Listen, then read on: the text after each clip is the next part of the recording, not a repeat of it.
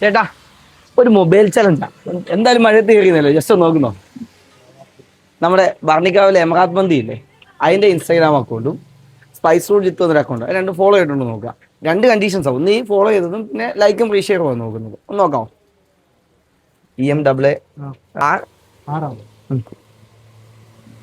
എമറാത്ത്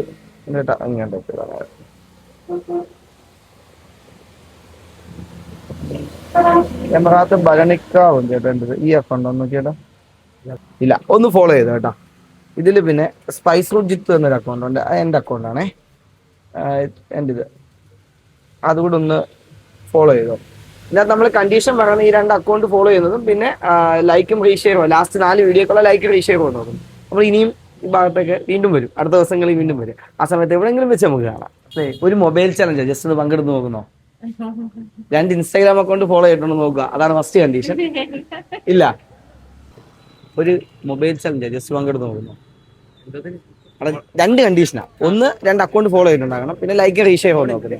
ഫോണില്ലേ നമ്മൾ ഇനി ഈ കല്ലട കടപ്പുഴ ഭാഗത്തല്ലെങ്കിൽ വീണ്ടും വരും.